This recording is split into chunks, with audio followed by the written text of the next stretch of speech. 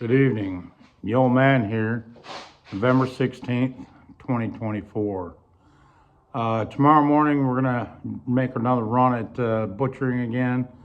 Pretty much got it figured out how to get the chickens back in the coop in the morning. So, ought to be able to get them roosters butchered tomorrow and get them drakes. Worst case scenario, we're going to get them drakes butchered tomorrow. They're really putting away the food and it's time. I'm sure they're not putting on weight anymore or not very fast. The feed to meat conversion is really slowing down now. So time for them to go. Put them in the freezer and have some good meat for this winter. Tonight I want to kind of elaborate more on the gold and silver front. Like I wrapped up last night, that constitutionally, the only U.S. money is gold and silver. The dollar is not even constitutional, and especially now that it's nothing more than a central bank debt note. It's not constitutional. It needs to go. The central banks and banks in general have been screwing the American public for years. We'd like to think that, from generation to generation, that each generation can do better than the last generation. Well, if we haven't had the heel of the U.S. government and the central banks on our forehead, I think we could make some progress. We can make lots of progress. Very intelligent, very hard-working society when we're not held down, and that's exactly what we've been for a good many years. It's been manipulated for years, like I was saying last night, back to the 1933, but especially since the Reagan era. I mean, they've definitely had a plan that they've really implemented since the Reagan era to make this into a socialist society. They want the whole world to be ran by socialists. That's just not going to work. Not going to work for us. We're too goddamn independent. Most other countries have already been turned, not the United States. That I think we sent them a huge message on election day this year. And I think they're all trying to figure out what the hell they're going to do. And honestly, you turn the American population loose as far as making this America great again. Look out! There's not going to be any stopping it. Once they realize just how prosperous they can be, when 2/3, 3/4 of their wealth isn't stolen from them every day. It'll be just uncontrollable. It'll be something else. And like I said, with this great reset that we're going to see, you're not going to have the opportunity to live beyond your means. There won't be any credit, at least not at first. I'm sure they'll bring it back around again. On the individual level.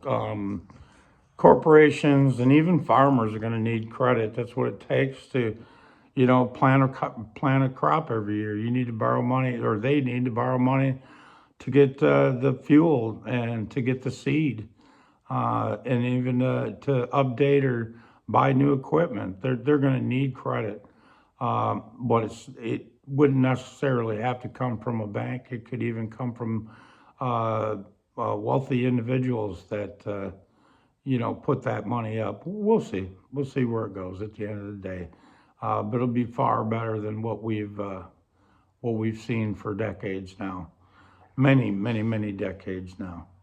I think the next generation will be much wealthier than we are today. But getting back to gold and silver in particular, most people that you see, most channels, you see them talking about and showing all their pretty coins and whatever else, and they're paying sometimes some extravagant premiums on these coins. And what I mean by premiums is you got your spot price, and then you got a manufacturing price on top of that, and then your dealer's got to make something. I mean, geez, a lot of times these dealers are making 50 cents a dollar an ounce. I mean, my God, you got to peddle an awful lot of silver and or gold. You got to peddle a lot of it to make a living. That's a tough road to hoe. And but still, there's no reason to pay those kind of premiums. It's crazy.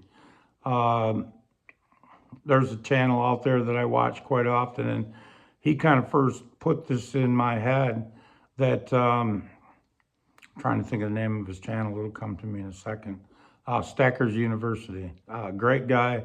Love watching his content. You really need to listen to it right to the end sometime to kind of put things in perspective. But really love the way he runs his channel. Great guy. But he said basically this is like a sumo match. It's all about the weight, putting on weight.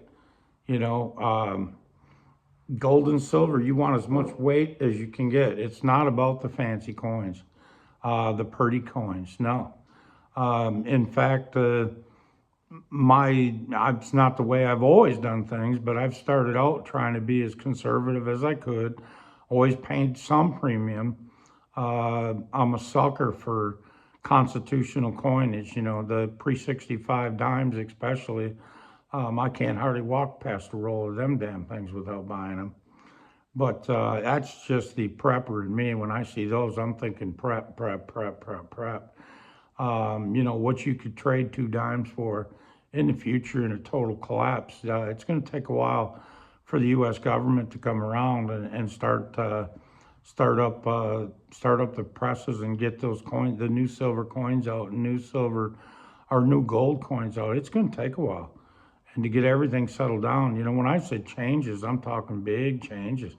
You're just not even going to recognize the damn things, and it's going to take a minute for everybody to figure out where they're at and where they're going. And in the meantime, I think that pre-65 coinage, everybody's familiar with the dime and everybody's familiar with the quarter and even a $50, even though you don't see them very often anymore. You still know what it is. All you got to do is figure out what they're worth. What does 2 dimes, what is a dime worth? What can you trade a dime for? If you need a basket of apples, is it a dime, 1 silver dime or 2 silver dimes or whatever? If you need a gallon of gas, what's that worth? 1 silver dime, 2 silver dimes? I don't know. We'll see. But at any rate, the Constitutional has got a fairly low premium on it generally. In fact, I just picked up 100 face of Constitutional at spot. Apparently, my coin guy, my coin dealer, he must have picked them up awful reasonable. And of course, the spot price was dropping at the time, so he probably figured he better move them rather than sitting on them. So by the time I picked them up 3 or 4 days later, they were actually above spot. Spot had moved down quite a bit, but it doesn't matter to me. When I acquire silver and gold, I really don't care. I mean, I don't want to pay over spot initially, but I don't care if it's on its way up or on its way down. Honestly, it doesn't matter. Once I've converted that U.S. debt note to silver or gold, I'm in. I'm good. That's just part of my legacy, I guess I want to say. I don't know how you want to word it, but I'm good. It really doesn't matter. And when it comes to stacking weight, what I've been doing lately, whether it's gold or silver, and it's actually quite a few months now I've been working on this. In the lines of silver, I've been picking up scrap silver. My dealer, he used to send it all to the melter and have it melted down. He'd get paid. Basically, he'd buy it back a spot, and the smelter would buy it for a spot. They smelt it down and then repurpose it. Whatever goes wherever it needs to go. But so I've been buying that scrap silver from him, and even to the point where he'll get people that will sell him. He's got actually quite a few pickers that, they pick up silver wherever they can. They hit garage sales and estate sales and whatever else, and they bring it to him. They get paid back a spot, whatever that is. I don't know, 5%, 10%, and I've been paying spot for it. And again, that's all about putting on weight. If I'm not paying a premium, every dime or every 50 cents I pay over spot on a coin or something like that, that's 50 cents that could have gone towards more weight. It might not seem like very much, even if it's 5%. Hey, 5% more weight at the end of the day is 5% more weight. So I've been buying, like I said, silver scrap. I've been buying. He's got these pickers. They'll bring him sterling silver. Like say silver spoons, silver forks. It's weight. That's all that matters, and that stuff is 9.925 pure. That's pretty damn high percentage. It's actually higher percentage of silver per gram than constitutional. That's only 90%. This is 0.925. It's even just a little bit better than that. And so if I can pick this up at spot, I'm just putting on more weight, and it's all about weight. And again, I'll go back to every once in a while, I think about it probably once a day at least. I think of that sumo wrestler and putting on more weight. I don't want no more weight on my body personally. I don't need that. I'm trying to shed that shit. But when it comes to gold and silver, I'm just trying to put on as much weight as I can before the reset. And, worst case scenario, I'm wrong. Okay? And I've got gold and silver that I can spend the rest of my life. When I do decide to retire, excuse me, that, little by little, if I want to do something special for myself or whatever, I can go and cash in some of that gold and silver. But on the case of the Great Reset that I truly do believe is coming, and I think it's coming shortly, hey, that's going to be barter. That's going to be something I can buy things with. And in the Great Reset, you also got to remember, gold and silver is going to hold value, whatever that value is, and you can't put a dollar number on it. Dollars are just go up and down. That it doesn't make sense. Gold's always got a certain value. It's going to buy a certain basket of goods. Silver's always going to have a value that's going to buy a certain basket of goods. No matter what the dollar number is, it doesn't matter. And so in the lines of gold, I've also been buying from my local coin shop. I've been buying scrap gold from him. He does the same thing. And, people's got scrap jewelry that they don't need anymore, and they're cashing it in to pay bills or whatever they're doing with it. Maybe they're going out and having fun on town on Friday night. I don't know. But at any rate, they're cashing it in, and I'm buying it. I'm buying scrap gold at spot. And, and I'm putting on weight.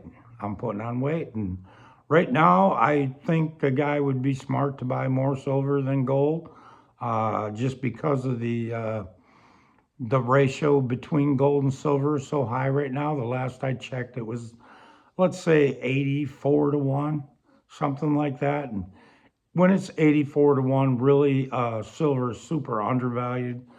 But at the end of the day, silver is always more speculative than gold. Gold is more steady, and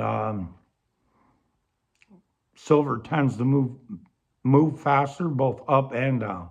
So I like them both, but I think if you want a really good base, you want your stack a little heavier on the gold side, and if you want something more speculative, something you think is going to move up fast and you're going to be able to move it in the future. My idea of moving silver is not to cash it in for dollars. That to me, My trade is dollars to gold and dollars to silver. It ain't the other way around. I'm never going to trade back silver or gold back to dollars. I'll trade it for something else. I'll trade it for a car. I'll trade it for a house. I'll trade it for land. But I'll even, hey, in the Great Reset, you got to know stocks are going to take a major, major, major hit. They're going to take a major hit. And in that case, who knows? I might just be buying stocks. I'm not a big stock fan, but when you take a stock that actually survives the company survives the Great Reset, that's a hell of a strong company. Wait till all the shit shakes out and see who's still around in a year after the Great Reset, or maybe see who's around in 2 years. Who knows how that's going to go? But when they're still around 2 years from now and nobody's got money, and you can trade your gold for stocks, and them stocks are way undervalued at that time, where right now stock market's way overvalued. And like the other day, I was talking about zombie companies, and you don't know who those companies are. You can't tell. It's papered over, it's covered up. The banks don't want you to know. Who's a zombie company? And obviously, a zombie company don't want you to know they're a zombie company. So right now, there's no way of telling. You don't know what kind of shit you're buying. All I know is the good ones are way overpriced, way overvalued. I shouldn't say priced because dollars, whatever. But they're way overvalued. And the zombie companies, they're not worth anything. So even if you picked them up for 14 cents a share, it's still 15 cents too much. Because at the end of the day, that stock's going to zero. So I'm not married to my gold and silver. It's just right now, it's the best trade for the dollar. I'm going to trade them dollars right now for gold and silver. It's the best trade because when the crash comes, gold and silver is going to have value and pretty much nothing else. Anything that's a derivative of the dollar, which is everything else, is going to go to shit. There ain't going to be much left. And at that time may be a good time. Oh, there will be good times to trade it. That gold and silver for things like I said, things like land or other commodities that they're way undervalued. Right now, gold and silver is undervalued, so that's the thing to be in. Whatever's undervalued. In the future, when land's undervalued, nobody's got money, and banks aren't lending money, and you want land, and somebody's got to move the land for whatever reason, and you can get a hell of a good deal on it. Why not? Even if you have no intentions of farming it yourself, you can always rent it out. Or other things. Vehicles are going to be, they're going to be a dime a dozen when people can't afford to buy gas or pay a car payment. So you're going to be able to buy vehicles really cheap, and then maybe flip them, maybe rent them. Who knows? I mean, it's going to be strange. Got to think outside the box on this one. But at any rate, I'm not married to my gold and silver. I'll be more than willing to trade it for something in the future that's undervalued. And that's my outlook on gold and silver. So many guys, especially when you're buying the pretty stuff, you're married to that son of a bitch. You don't want to let it go. It's like your favorite dog. You don't want to let your favorite dog go. But if you got that ugly old mutt in the corner and you don't even hardly talk to him, well, hell yeah, if there's enough value there, you're going to trade that mutt off. And my mutt is gold and silver, the scrap gold and the scrap silver. And I've even had some guys tell me, well, you don't want that. You're going to get paid back a spot. Well, when the spot price on gold is much higher than it is today, and I get paid a little bit back a spot or trade for a little bit back a spot, who cares? Who cares? It's still got value. And again, it's all about the weight. How many ounces, how many grams of gold, or how many ounces of silver do you have? Again, I hate to talk dollar value because everybody wants to say, well, gold's going up, gold's going down. No, it's not. No, it's not. It's got the same damn value it did yesterday. It'll have the same damn value tomorrow. What's going up is $1, and up and down is $1. You know, people after Trump's election, you know, they got a lot of faith in the dollar. You know, it's not warranted, but they've got lots of faith in the dollar, and so the dollar went up, and the price of gold and silver looked like it went down. No, they didn't. They're the same damn thing they were the day before the election. It's just the dollar goes up, and now here it is post-election. You know, what are we, not even a week yet? And, or maybe it's been a week, I don't know, time flies, shit. I guess it has been more than a week already, been about 10 days. But at any rate, you know, here those stocks made a big move up right after the election, gold and silver. The numbers went down, and they're both starting to correct. You know, the numbers on gold and silver starting to go up, slow, but they're going up. And for the most part, that's the direction. And stocks are coming back to where they started. I mean, I'm not saying they're going to go way below right now, or they're going to crash or anything tomorrow, but they're coming back. So, well, you know, that's my thoughts for today. Wish me luck on the butchering tomorrow morning, and I'll be sure to fill you in tomorrow night. Hopefully, I got quite a few less mouths to feed by tomorrow evening, and there's a lot more meat in the freezer. Guys have a great night. Thank you. Bye. Oh, and by the way, I appreciate it if you'd like and subscribe. Have a good night. Bye.